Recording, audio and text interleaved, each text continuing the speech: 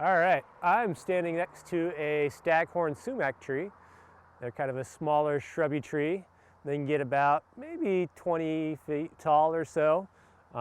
Normally they're a little bit smaller. This one right next to me, if you look closely, you'll see that it's actually opposite branching, or not opposite branching, sorry, alternate branching. You can look at the buds, even if it doesn't have a lot of branches coming off. You can look at the buds on the sides of the branch, like this one right here. We have a bud right here. If you look directly across the branch from it, there is no bud right there. You have to go up a little span, and then there's a bud. Go up a little span, then there's a bud on the other side. All right? If it was opposite branching, they'd have buds coming off of opposite sides of the branch. Right?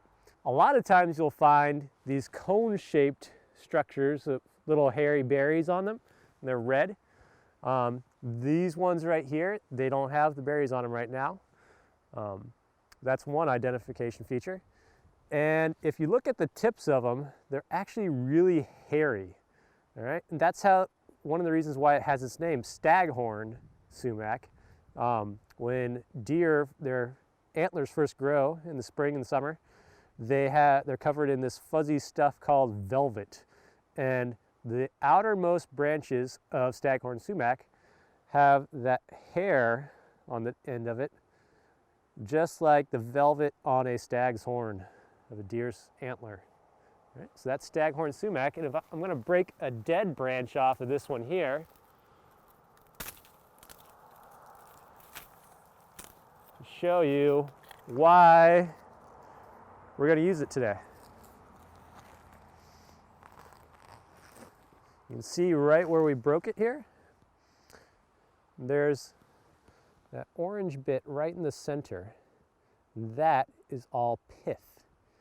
We can push that pith out of the stick and create all sorts of awesome stuff. All right, so I'm standing underneath a boxelder tree right now, and boxelders have a great pith to work with if you're making paintbrushes or necklaces, beads for necklaces or bracelets. It's a great wood. Let's learn how to identify it.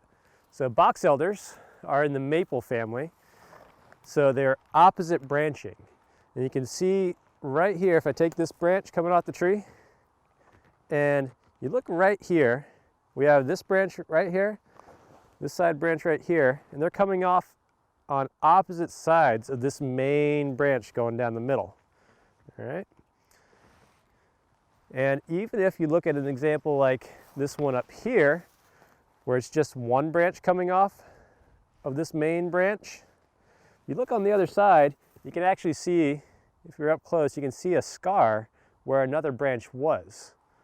So even if it just if you just see a tree with a whole bunch of what appears to be alternate looking branches, take a closer look, because you might see a scar on the other side where the other branch used to be. Right? So boxelders are opposite branching, and they're pretty easy to identify. You can see this one here. You see all these little bits here hanging down. Those hold on the seeds, or the samaras, of the boxelder, and they have the typical maple family seed, helicopter seeds, where you got the seed in the wing, you drop it, it kind of spins down. Do that one more time. All right. So I'm going to take a dead branch here. This one looks pretty dead right here. Get a bigger one, example. I'll come up and show you what I'm talking about when I mention the pith.